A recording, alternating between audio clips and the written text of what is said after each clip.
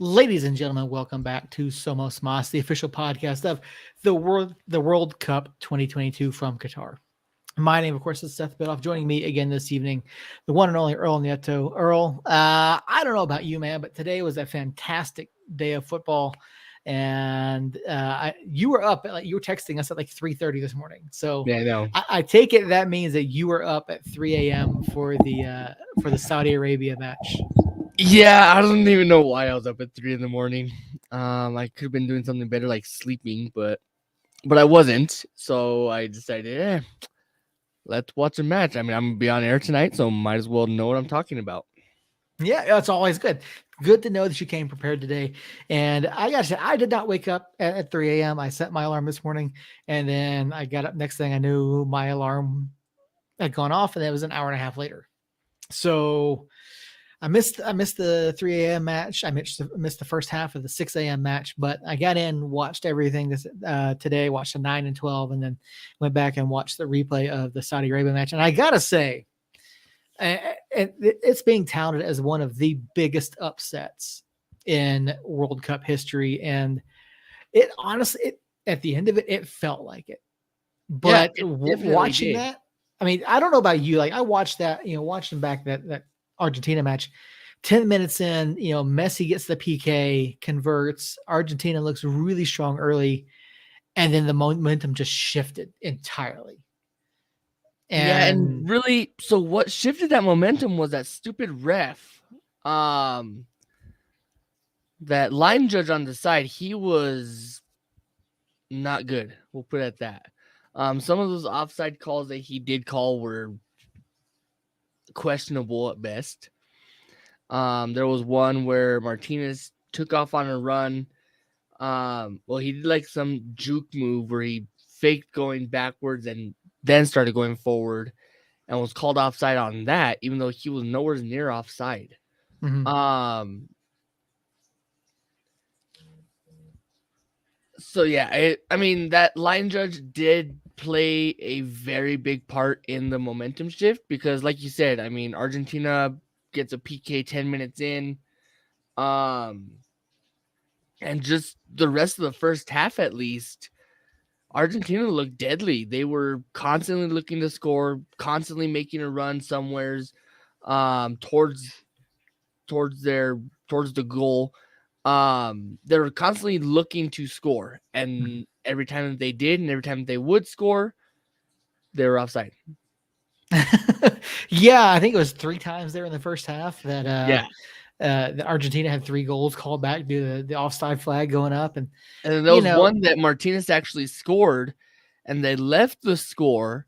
And then, like 4 minutes later, the ref comes back in with VAR and says, "Oh no, that was not a goal." mhm. Yeah, again, I believe that one there as well was due to an offside call, and it's as someone who referees, as someone who's a fan, someone that covers the sport, like I get it. I get the frustration. Like I'm part of like some referee groups over on Facebook, and there are people questioning these referee decisions. I'm like, okay, are you a FIFA referee at the World Cup?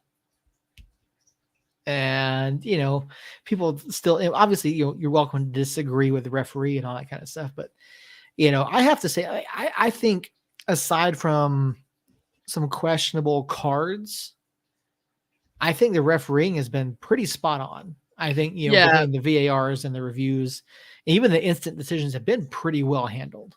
yeah, and it's like I said, they have been pretty well handled. But like I texted guys this morning, that side official, he definitely needed some protection leaving the stadium this morning or last night, whatever time Qatar was playing, whatever time it is in Qatar. Because between the offside calls on Messi and the offside calls on Martinez, I mean, you would think they were brother and sister just messing around at that point. Mm-hmm. Sorry, I was just looking at the time difference. There's a 10-hour time difference between us and Qatar. So, um, yeah, I mean, it was just one of those things. Like, yeah, I think most people, us included, expected Argentina to just walk in and walk all over Saudi Arabia, and you could see the frustration getting to the Argentine team. And it was just like, I don't know, Saudi Arabia looked better for a lot of that. And it's weird to say that looking at the stats, they were completely dominated in possession, completely dominated in shots, but they made the most of theirs. And both of those goals were well worked, were great shots. And the second one even, took a deflection off the keeper's hand. And so, hats off to Saudi Arabia. Like, nobody saw this coming. Yeah, that second shot that went in, that was crazy. I did not expect that. I mean, he was at the edge of the box and just took a shot for his life and said, let's try this one. Why not? And like you said, it bounced off the keeper's hand and then it went in. Yeah. That shot shouldn't have went in. I mean, you're shooting around 3 different people, bouncing off a keeper's hand, and then it falls in. No way does that shot go in again. Yeah, difficult angle, defender in front. The keeper made a great reach, but yeah, just couldn't get a handle on it, couldn't deflect, get enough on it to deflect it, over the goal. And so, yeah, at that point, Saudi Arabia is up 2-1. And I mean, defensively, they looked almost impenetrable at times. Yeah, that Saudi keeper, as soon as they went up 2-1, it was a completely different keeper. Yeah. Like, he showed up to actually hold the lead for sure. There was some stops that was like, okay. Yeah, especially there towards the end, those 2 leaping saves that he made. Like, yeah. Incredible, just absolutely incredible effort by him. And, Saudi Arabia leads, Group C, I think it is. Yeah. Group C. Poland and Mexico, sit second and third, and Argentina sits fourth. I mean, the pundits over on Fox Sports talked about Argentina. Is this a wake up call? Are they in trouble? Some Alexi Lalas, of course, seems to think it's a wake up call for Argentina, and that they're going to get their act together. And Argentina, obviously, one of the favorites to win. I mean, do you think that this is a needed wake up call for them, or do you think that they're kind of in trouble here? No, I don't think they're in trouble. I think they underestimated Saudi Arabia. Mm-hmm. And Saudi Arabia came and showed them, look, you can't underestimate anyone in any kind of tournament. I mean, you can go back to March Madness where you have 16 seeds beating number 1 seeds. It happens in every sport to where there's always some kind of upset. So thankfully, this is only still the group stage, so it doesn't really hurt as much. But yeah, it's definitely a eye-opener for Argentina because now they will probably go to every match now not underestimating, especially because they were the favorites to win that group. Mm-hmm. So now they're going into every match not underestimating anyone and not taking any team that they play now for granted, at least. But yeah, so I mean, do I think Argentina is done? No, I think this one was just like that's a gut punch for sure. Like we did not expect that. We didn't expect Saudi Arabia of all teams to come in and score 2 on us, and hold us to 1 goal in 80 something minutes. Yeah, it ended up being 113 minutes or something total played in that match. Like, yeah, just insane. But I mean, they've got 2 matches against a very tough, Mexico and Poland side, who played each other today. And we'll go ahead and talk about that since they're the same group. And this was interesting. Tata Martino, I should say. El Tri has not been playing well. They really haven't. They've had a tough qualifying season. They did, of course, make it, obviously. And they went up against the Poland side, featuring, Robert Lewandowski up top. And, this Mexico, to me, looked the better side in this for a lot of it. But they just could not convert anything. They could not take advantage of the opportunities. And do you think that speaks more to Poland, or do you think that speaks to the issues that El Tri came in experiencing in their lead up to the World Cup? Poland came to play. They definitely look good. I mean, everything that Mexico threw at them, they had some kind of counter. Mexico did have a couple of rough breaks to where they had an open shot and he bounced it off the top of the crossbar. So yeah, Mexico did have a couple of rough breaks, and you said it before. I mean, they haven't been the same Mexico team that we're used to seeing. I mean, we watched them in the CONCACAF league lose to US twice, maybe 3 times. I want to say twice. I just know in their last 5, Mexico was 1-0-4, or Yeah. sorry 2-1-2. I apologize, 2-1-2 in their last 5. So yeah, and really the only club that they really looked good against was Iraq. But yeah, I mean, and they actually just played Poland a few weeks ago. Or no, I apologize. They just played Poland. So the way Poland showed up to play, they showed up to definitely play Mexico for sure. I mean, that might have been their Super Bowl because that might as well been their Super Bowl because they definitely, the entire team stood on their head and didn't let anything happen. I mean, every time Mexico get on a run, Poland would step up and shut that down. And then the goals, I mean, obviously the soccer gods did not want Mexico to score last night or this morning. For whatever reason. I mean, you have an open shot, keeper's laying down, and it bounces off the top. Yeah. So I mean, it's tough, and you've got against a side like Poland. I mean, they obviously have talent there, but looking at these two teams, I mean, Lewandowski aside, I felt like Mexico was easily the stronger team, but yeah, they couldn't convert, and going forward, they still have to play against Saudi Arabia, who proved themselves today against Argentina. They've got Argentina, obviously, and it's just. I think at this point, I'm not saying I don't even know that Argentina's favored at this point to come out of the group. I mean, if you look at the performances today, I mean, who do you think comes out? Is Argentina still your favorite to come out of this? Absolutely. Absolutely, Argentina is. Only because, I mean, you look at Saudi Arabia, who, yeah, they beat Argentina somehow. They pulled some magic out of their pocket and made it work. Then you have Poland and Mexico, who played like burning dog poop this morning. I mean, both teams 0-0 for both. I mean, I would still say Argentina does come out of this. And they're still my favorite to win the group. Who gets that second spot for you then? I would love to see Saudi Arabia. You think so? You think they end up with more points than either Mexico or Poland? Yeah. I mean, at this point, they already have it. So if it were to end right now, I mean, you're looking at Saudi Arabia and Argentina. Yeah.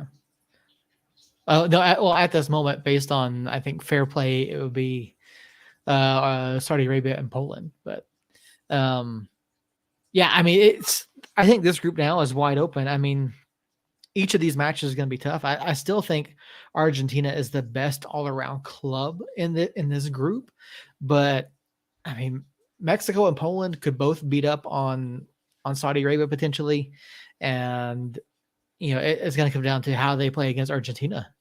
Yeah, and really what it's going to come down to is how does Saudi Arabia react to this win?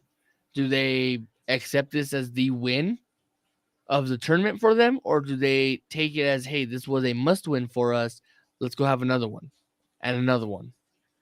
Are they going to take it one match at a time, or are they going to dwell on this one win that they got on a stronger Argentina team and kind of have a hangover the rest of the tournament? Yeah, that's the important question. I mean, obviously, again, one of the biggest upsets, if not the biggest upset in World Cup history. How do they respond on Saturday? Do they come out flat? Do they, gather that momentum and say, hey, we do belong here? I mean, obviously they were good enough to get through the qualifying to reach this point, but to come out and show up like the way they did against the number 3 ranked team in the world, like, it's just absolutely insane. So who knows what happens with this group going forward? 2 more matches remain for each one. They'll be back in action on Saturday. Moving on to Group D, the second match of the day, I believe this was the 6 a.m., the Denmark-Tunisia match. Okay, I missed the first part of the first half of this. I went back and watched it later on. Uh, really not a whole lot here. I mean, I think one of the biggest talking points of this, Christian Eriksen made his return after his health issues. I believe last year he returned. Casper Schmeichel had a pretty good match. You know, I expected Denmark to win this one, but they just couldn't. They couldn't do anything. I felt like they gave up a little too much to Tunisia in terms of possession. But I mean, watching this one, what did you take away from this? Was this Denmark playing down, or did Tunisia again? You know, obviously they didn't get the win, but they stood up. They walked away with a 0-0 draw. You know, was this Tunisia playing up? No, I think it was Denmark playing down. I mean, Denmark is one of the stronger, if not the strongest team in this group. No, they're not the strongest team in this group because we know who the strongest team is. Yeah. It's gonna be a team that wins the whole damn thing. So no, Denmark definitely played down. It's another case of it's a weaker team. Let's not throw everything we have at them. Mm-hmm. Let's just get some miles under our legs real quick, and then move on to the next match, which is going to be a stronger team. Obviously, Tunisia is not really a soccer dominant team. And if they are, I mean, I don't know what they've dominated because I don't know about Tunisia until now. Well, until this morning. But yeah, so definitely Denmark played down a lot to them because of it. Mm-hmm. Well, probably because of the lesser team. Let's not throw the entire hat into the ring right now. Let's just take off a feather and throw it in there real quick. Let's just get some warm up. And essentially that's what they used it as, was a warm up for this coming week. But it's becoming very, very obvious that if you play down to a lesser team, you're going to be made a fool. I mean, obviously, we talk about Argentina, who played down to Saudi Arabia and got spanked because of it. And then now with Denmark playing down to Tunisia, I mean, they got a black eye because of it, because they walk out with the 0-0 draw. Yeah, speaking about Tunisia, I was looking up their ranking. They are the 30th ranked club, men's national team, according to FIFA. Saudi Arabia is the 31st or 51st. I apologize, and Denmark is the 10th ranked club. So, yeah, it was a weird match to watch. Like Denmark, just as much as they controlled the possession, they couldn't enforce their will upon Tunisia from what I watched. And there just wasn't enough there in the final third to really solidify the chances that they did have. So, Denmark, I think, is still, to me, I still think they're going to come out of this group. But it's going to be tough.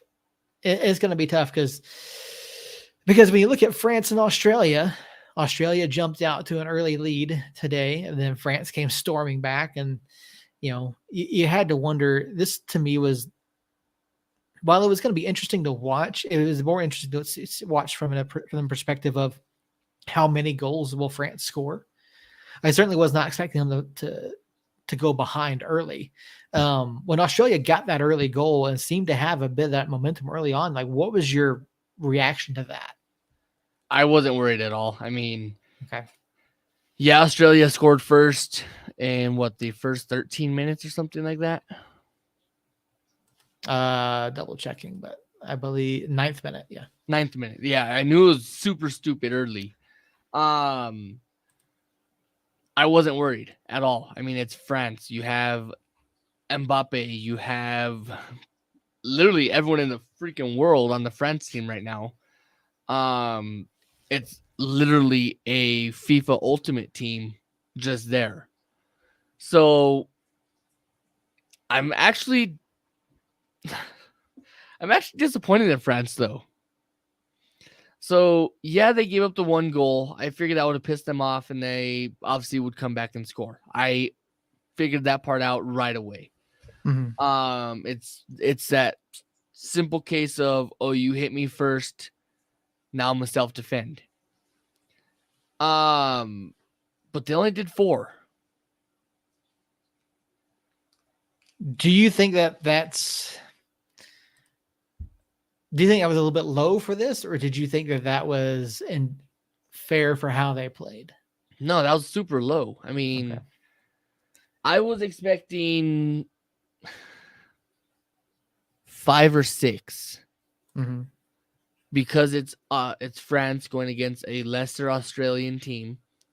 France obviously being the World Cup champions right now, holding from the prior.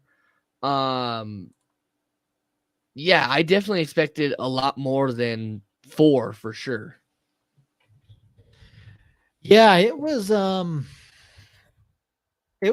interesting performance. I mean, obviously, they got punched in the mouth early on, and then they came back. Olivier Giroud got a brace, Mbappe got a goal.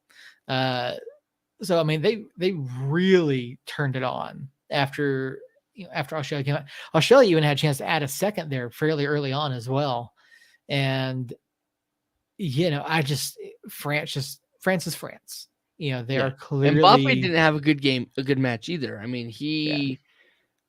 he had very clear shots that he could have took, and he didn't. And the Mhm. ones that he did take, I mean, he butchered the easy ones and then made that one that was a little difficult. Yeah, it was interesting. France obviously created a number of opportunities. They put themselves in position to score, and I mean, they showed clearly why they are the fourth ranked club in the world, and extremely talented. Extremely talented side. Like I don't see them struggling at all to come out of this group. I mean, watching Denmark and Tunisia today, like I don't see either of them truly threatening France here in the group stage. So I mean, it's going to come down to that race for second. So is there anything that you saw from these two matches today that points to who you think is coming out of Group D alongside France? Not really. I mean, I was saying Denmark, Mm-hmm. but the way Denmark played against Tunisia didn't really impress me. So I actually couldn't tell you who's going to come out of this group at second place. Okay. Yeah, it's going to be interesting to see. I think it's going to be Denmark. I don't think Australia has enough, and I certainly don't think it's going to be Tunisia. Tunisia they're going to get slaughtered by France. And then I don't see them doing anything against Australia. Maybe picking up a point. But I really lean towards Denmark being the number 2 coming out of this spot here. So I think if France gets to 6 on Saturday, they may rest a couple of guys in the third match. But I feel like this group here is weak enough that France could do that and walk away. So. And really, it all depends on. So I think right now, France has their eyes on Denmark because obviously that's the second best team in this group. Right. So it all depends. If Denmark can somehow muster up 3 points on Saturday, I think is when they play, right? Yeah, France plays Denmark on Saturday. Oh, so France plays Denmark, so never mind. Yeah, if Tunisia is their closer, then yeah. If France picks up the win against Denmark on Saturday, then I'm fairly certain you're going to see some guys rested against Tunisia. Yeah. So, but yeah, I mean, all in all, a pretty entertaining day of football.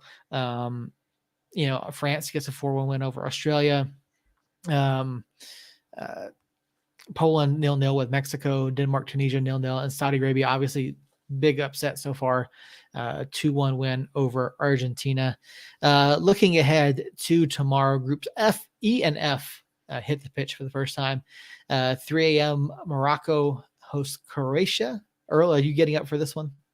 Not a chance. Not a chance. Okay, I didn't think so. I'll probably be watching this one tomorrow evening, hopefully on a plane. But the 6 a.m. match versus Germany and Japan. What are your thoughts on this one here? That one's gonna be interesting because how is Japan gonna play Germany? Germany is a very strong defensive team. Mm-hmm. So how is Japan, who doesn't really have any big names, going to go against Germany? Yeah, that's going to be interesting. I don't know too much about the Japanese side. I'm going to do some reading up on them this evening, but yeah, that one's going to be tough. I think this is one that Germany goes into and handles quite well, or handles easily. So it'll be interesting to see what comes out of that one. 9 a.m. Mountain Time, Spain versus Costa Rica. Another interesting matchup here. Costa Rica, of course, we see in CONCACAF all the time. One of the tougher outs from CONCACAF, but Spain, obviously, they are a very talented side. Any plan? Are you going to watch this one, or are you going to wait for the Belgium-Canada match at noon? So I'm actually probably not gonna watch anything tomorrow. It all Okay. depends on what's going on. I know I'm driving tomorrow to Dallas, so I might have time to watch it. It all Okay. depends on what actually happens. I could be doing work. I could not be taking a nap because that doesn't happen in cars. So yeah, I don't know what's gonna happen. If I can watch it, obviously I will. I think I proved that this morning that I'm willing to watch some kind of soccer. So I'm not sure yet. Okay. That's gonna be interesting. I'm definitely saying Morocco, Costa and Croatia. I'm gonna watch that later in the day. Hopefully on a plane. But the one that really stands out to me, Belgium and Canada. Canada did really well in World Cup qualifying this year, and they're going up an extremely talented Belgium side. Belgium, obviously one of the top rated clubs in the world. They're ranked number 2 currently. Canada is sitting. Where's Canada? I'm looking for them. 41st, which I think is a little bit low for Canada, considering who's above them. But I think this is going to be a really interesting one. Any thoughts on that? Any predictions? No, I mean, I fully expect Belgium to walk out of this group undefeated, is where I'm at. I don't think that they pick up some kind of loss or do anything like that. But yeah, so I easily expect Canada or Belgium to walk out of this one.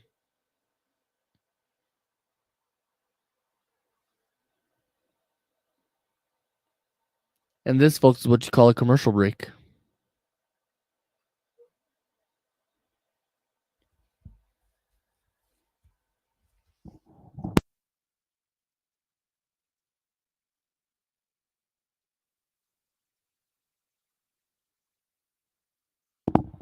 Seth's girlfriend called him at the wrong time. Just kidding, everybody.